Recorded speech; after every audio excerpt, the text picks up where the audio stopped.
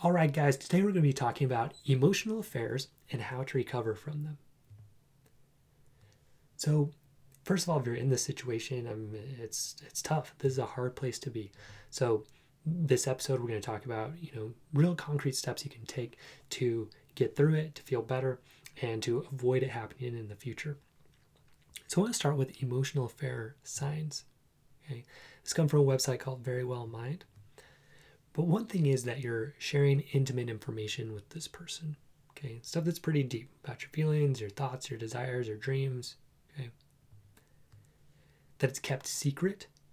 Okay, this is how it is different from just like a normal friendship, right? So you don't tell your husband, you don't tell your wife that you have this friend that you're talking to a lot, and there's some sexual attraction present. Okay, so that's how it's different than just a normal friendship. To me, these are kind of the key indicators that it's an emotional affair.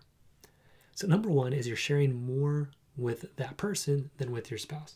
Okay, this person knows more about your thoughts, feelings, desires, what you're frustrated with in your marriage. They know more about that than your spouse does. Okay, and you're going to be tempted to blame that on your spouse, but we're going to get into why that's not a wise idea. Another key is that you would not want your spouse or your kids listening into your conversations. To me, this is a big one, right? If you wouldn't want to explain that text or that image that you sent to your kids or to your husband or to your wife, this is probably not an appropriate relationship. Another big one is if you're complaining about your spouse to this person. Okay, you're saying, oh, my husband, he never appreciates me, or my wife, she's never intimate with me. Okay, that's a big key that you are in an emotional affair. So what causes emotional affairs? Okay, so we're going to go through sort of a typical thing, and then I'm going to give you my take, which is maybe a little bit controversial. So for the unfaithful spouse, the one that's out having the emotional affair, typically they feel like they're not being appreciated or listened to at home, or that there's not even physical intimacy at home, right? Not enough affection at home. So, they're kind of feeling down. They're feeling like, their marriage isn't how they want it to be. And then they find a friend. Maybe that's at work. Maybe that's at church. They're of the opposite sex. There's maybe a little bit of a spark there, a little bit of chemistry, some attraction, okay? And that friend starts giving them some attention. They start giving them some appreciation and maybe some affection. Maybe there's some hugging going on or whatever, okay? So they're finding this connection and they're sharing it, and there's this deep connection and friendship, right? They start to share more of who they are with this new person than they're sharing with their spouse, okay? And again, that's the big deal. That's where we've got an issue, right? The other thing is they're often going to blame their spouse for this emotional affair. Okay, because here's the thinking. The thinking is, if my spouse would just listen to me more, would just appreciate me more, would just have sex with me more, okay, I wouldn't be doing this. If they would just do that, I wouldn't be out with this other person talking to them about my troubles and my worries. And they'll maybe justify it. They'll maybe say, like, yeah, I'm just doing this because I need to vent. I need a friend. We're not doing anything physical. It's okay, right? I'm just getting that, support that I need. Okay? But again, the key is if you wouldn't like these conversations broadcast to your spouse and your kids, okay, it's probably not really that appropriate. So this is where maybe it's a little controversial. To me, the key problem, the key cause of emotional affairs is a lack of courage. Okay? A lack of courage. A lack of courage to share with your spouse things that are upsetting you. In my opinion, this happens because you're looking for validation from your spouse instead of collaboration and intimacy. And I don't blame you because, look, every movie, every romantic comedy, okay, they all say, a lot of marriage therapists out there, they're going to say, yeah, here's how you have a great marriage. You share something with your spouse, they tell you, great, you're right, I validate you, I can see how you feel that way, right? All of that. And that's what we're told is a good marriage. So when we try to share something and our spouse isn't so excited about it as we would like, or they're not, saying that we're as great as we would like them to. We think something's wrong, right? Something's gone wrong with our marriage. But really there hasn't, okay? Validation can cause problems. If we're always looking for validation, it's a problem. We want to validate ourselves. David Schnarch, Jennifer Finlayson Fife, they call this self-validated intimacy, meaning I can think what I think, feel what I feel, believe what I believe, and I can share it with you even if I don't think you're going to agree, or even if I don't think you're going to like it that much. Okay. And that's hard. It takes a lot of courage to do that. Okay. So in my opinion, emotional affair happens because you did not have the courage to share some of those things that might upset your spouse. Okay.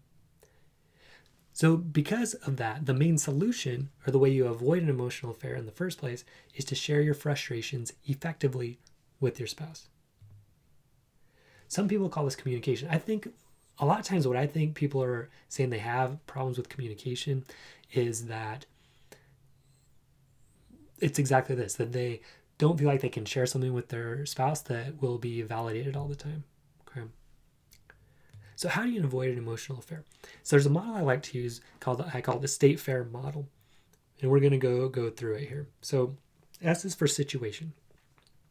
Situation, so let's say that this is something that came up in a Facebook group that I have called Strong Men, Strong Marriages. So the situation is, you don't say hello to me when I get home. Okay, that's happening. There's no interpretation there. That's just what's happening. Then the thought is, you don't really care about me. Common thought, right? That could happen. So what's the feeling that comes after that? So you didn't say hello. I'm telling myself, you don't really care. I feel rejected. Okay. And what's my action? What do? I pull away. I go to another room. I sit in my office and kind of hope you're going to come back and say hello. Or at the extreme, right, I go talk to somebody else. I text my emotional affair buddy, right? Oh, my husband didn't say hello again, or my wife didn't say hello again. And then that person's like, oh my gosh, like they're so insensitive. They don't care about you. And you feel validated, right? You feel validated. I is for intention. Why did you do what you did? So again, the action here is pulling away. Why? Maybe it was to hope they chased you. Maybe it's to kind of punish them, right?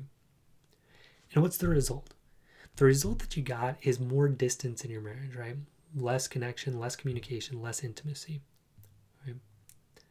So it's a powerful model to really look at how you're getting the results that you are getting in your marriage. The key here is if these actions and intentions and results are what you want and what you feel comfortable with, right? Or what you can be proud of is maybe a better way to put it, right? Then you're doing okay. Because sometimes you're going to have, thoughts and feelings that, like I said, your spouse doesn't necessarily agree with or whatnot. But you'll know you're on the right track if what you're doing and the reasons that you're doing it are good, right? And the results you're getting are something that you're comfortable with. Okay. This model is powerful. It gives you awareness of these thoughts and stories you're telling yourself. So the other thing I like about this, it gives you a really clear way to communicate what's going on to your spouse, right? So here's an example of how you could do it. So you could say, you come home and, your spouse doesn't say hello. So maybe you do this right then, maybe you do it later, but you say, hey, Susie, when I came home today, you didn't say hello. And, the thought that came to my mind, what I told myself was, you don't care about me. You don't care that I'm home. You don't really want me here. And I felt, pretty rejected when you did that. And you can just stop there. Like that's a good place to stop. If you go further, well, I'll give an example of going further in a second, but you can just stop there and then make a clear request. Okay. So a lot of people, they will sort of do this. They'll come in, they'll say, hey, you didn't say hello to me again. Like you don't care about me. So again, just like saying that is just a fact, right? Not the story I'm telling myself is you don't care about me. It's you don't care about me. If you cared about me, you would say hello when I come in. right? And now everybody's on the defensive, everybody's mad, and it turns into a nightmare. And then you go talk to your affair person about what a jerk your wife is or your husband is, right? But, if you can come in, you say, you don't say hello to me when I get home. You didn't say hello today or for the past couple of days. I tell myself you don't really care about me. I feel rejected when that happens. So look, I know maybe it's kind of silly, but I would love it if you said hello to me when I get home. Just because it helps me feel good. Okay. Are you okay doing that? Would you do that for me? Probably if you approach it that way, they're going to say, yeah, sure. I'm sorry you felt that way. Like, of course I care, and that's the way that could go. More likely to go that way, right? The other thing, when you make that request, giving a why is actually really powerful. A because, right? Can you say hello to me because, it just helps me feel better. It helps me feel good. It helps me remind me that you care, right? So there's this study done. It's in a book called Influence, the Psychology of Persuasion. It was a Harvard study where they had people waiting in line for a copier, and people would go up and ask to cut in line. So the first group, they'd go up, they'd just say, hey, can I cut in line? And about 70% of people said, yeah, sure. Just kind of nice. Like even just asking clearly for what you want, like got it most of the time. But the cool part was when they said, hey, can I cut in line because I'm in a hurry? It was 93% of people said yes. Okay. So just giving that because makes a big difference. The other crazy part was then they came up and said, hey, can I cut in line because I need to make copies? So that reason didn't even make sense. But the percentage that said yes was 92%, like 1% less than a reason that made sense. So that because it's just powerful when you make a request of your spouse. So keep that in mind. So the other thing is being open to them correcting your story, right? So saying to them, hey, I'm telling myself you don't really care about me. And then being open to them saying, hey, I do care about you. Or, well, yeah, the way you've been acting lately, of course I don't care. And that opens up a new discussion, okay? And that leads to real intimacy in marriage, okay? Not validation, not, you just, not even telling your spouse that it's important they say hello and them just somehow reading your mind and doing it, which is what a lot of us think marriage should be, right? Or you kind of demanding it of them, saying, if you cared, you'd say hello, right? And then what's their option? Kind of cave in or, kind of fight back. And a lot of times the spouse will fight back, okay? But this is powerful. It can turn conflict into connection, okay? Because if you can come in there and you can say, hey, you're not saying hello when I get home. The thought I had is you don't really care about me. I felt rejected. And then if you can take responsibility for your own actions here, powerful, right? If you can come in and you can say, and that made me pull away, right? I go to my room because I feel down. The reason I do that is because I, kind of just hope you'll come follow me, right? Or I'm trying to kind of punish you, right? And I get it. The result I'm getting is more distance. I don't like that. So because of that, what I would like to do is, ask you to please just say hello when I come home, because it just helps me feel better. Would you be willing to do that? Yeah. Or, you can get into more of a discussion, apologize for that. Say, look, I'm sorry I've been doing that. I don't want to act that way. But, I want to feel important. And, how can we work on that? How can we get there together? And they'll probably say, well, I don't feel important either. And again, now you've opened up real intimacy. So another powerful concept is seeking first to understand. This is from Stephen Covey, 7 Habits of Highly Effective People, one of my favorite books of all time. So his 5th principle is to seek first to understand and then to be understood. Okay, seek first to understand, then to be understood. So going through this STFAIR model again. So the situation, let's say you go in and your spouse doesn't say hello, right? So what if you change your thought to, I wonder what's going on. I wonder if I can understand my spouse better. And what feeling does that create? It creates curiosity, right? You want to, try to understand that. The action you take, you might go ask them what's wrong. Why do you ask them what's wrong? To try to find out more about them. Okay. And what's the result? More connection, right? So same situation. They didn't say hello, but what's the result? more connection. That's the power of really looking at it, trying to choose your thoughts, choose your actions with more intentionality, and seeking first to understand. Okay. So instead of going in guns blazing saying, you don't care about me, you're saying, hey, like, they didn't say hello, they usually do, or they haven't said hello for a while. I wonder what's going on. Why are they kind of ignoring me? Right. So it's really great if you can do that, if you can seek first to understand. And then, share your own thoughts, your own feelings of what's going on. So, you go in there and you say, hey, what's going on? You haven't been saying hello as much. They might just be like, oh man, I'm just so busy. I'm sorry, I didn't mean to do that.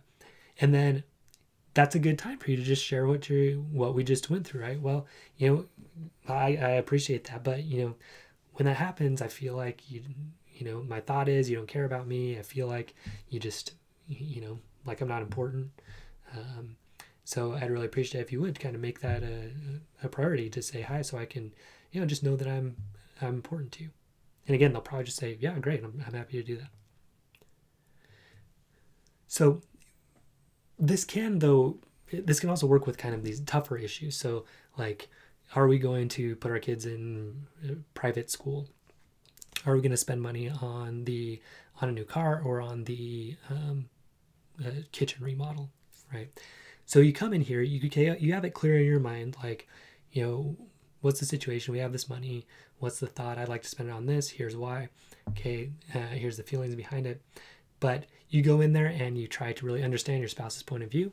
And then you come in there and you share your point of view. And then you work together until you can find something you can really both feel good about, both agree to enthusiastically.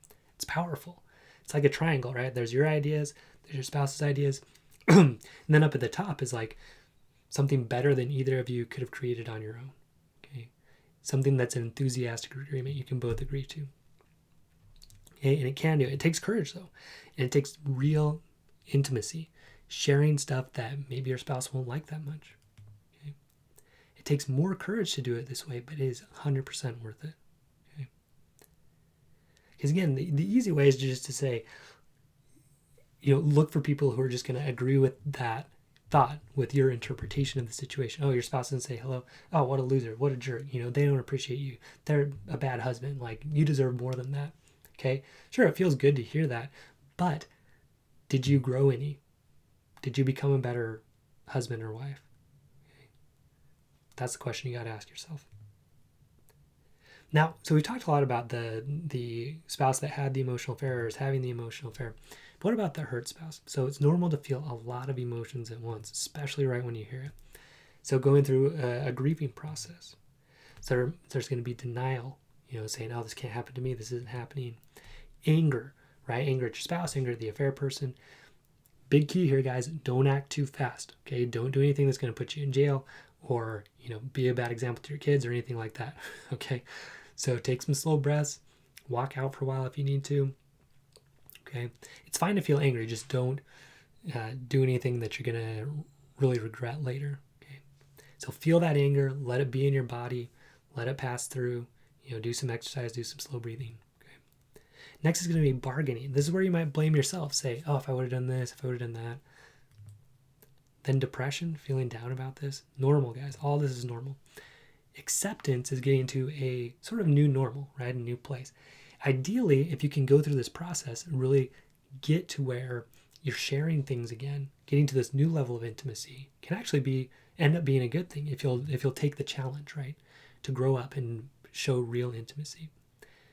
This is not a straight line process, okay? One day you might feel angry, the next day bargaining, the next day denial, the next day acceptance, then back to anger, right? So don't feel like it should just go straight through. You can also experience intrusive images of, your spouse and this person together, memories, nightmares, high anxiety, okay? All that can happen. Let yourself feel it, get through it. Also, just like overwhelming self-blame, saying, oh, if I was just a better spouse, this wouldn't have happened. So all that's normal. So again, the STFAIR model can really be helpful in sharing your hurt with your spouse, okay? So you want to say, hey, here's the situation. You spent hours talking with this other person. You want to be careful not to assign a lot of things that you had an emotional affair. Unless your spouse agrees, yeah, I had an emotional affair, then maybe you could say that. But you even want to be a little more factual about it. So you spent all these hours talking to this other person. You shared with them things that you never shared with me. Okay. The thought that I had is you care more about him than me, or you care more about her than me, I'm a loser, whatever thoughts were going on, right? You're going to have a lot of them. And sometimes it's hard to sort them out. So writing them all down can be really helpful. Here's the feelings I had. I was angry. I was sad. I felt depressed, all that. The actions that you took, what did you do? Did you act out in anger? Did you pull away? Did you have your own emotional affair? Right? Your intention of why you did it, you're trying to get revenge, you're trying to protect yourself, whatever it was. The results of what happened in your marriage. Probably it was more disconnection, right? And again, it takes courage to share this, right? It's hard to tell your spouse, here's the thoughts I had, here's the feelings I had, here's what I did. I'm not really proud of that, but that's what I did. Because I was thinking this way, because I was feeling this way. Okay. It's hard. And then again, back to the idea of making a clear request. So you want to get clear on what you would like to see from your spouse. Okay. Do you want them to never see this person again? Do you want them to never text this person again? Do you want to have access to their text messages so you can double check on it? Because here's the thing. Trust, it has to be earned. So if you were the person that had the emotional affair, don't expect your spouse to just trust you right away. They can't. Okay, they should not trust you right away. You have to earn it.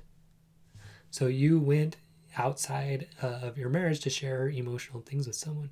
So for your spouse to believe that you're going to just share those things with him or with her now, you have to show that over time. Okay, they can't trust you. You have to earn it. They can't give it to you. They can give you a gift of forgiveness. Okay, they can stop trying to punish you for what you did. They can give you a gift of faith, of believing that you can change. But they cannot give you a gift of trust. You have to earn trust by your behaviors, okay, by being faithful, emotionally faithful to your spouse. Okay, so don't just say, why don't you trust me? Okay, no. You need to say, I need to earn your trust back, and I hope you can believe that I can, believe that I will, right? And here's my text messages just so you can double check if you really want to work on it, right? The other thing is respecting yourself equally to your spouse. So a couple things can happen here. You find out your spouse had the emotional affair. You can go kind of take the moral high road, say, oh, you are a sinner, you are the worst, you're such a bad spouse, how could you ever do this to me? Taking this more morally superior place.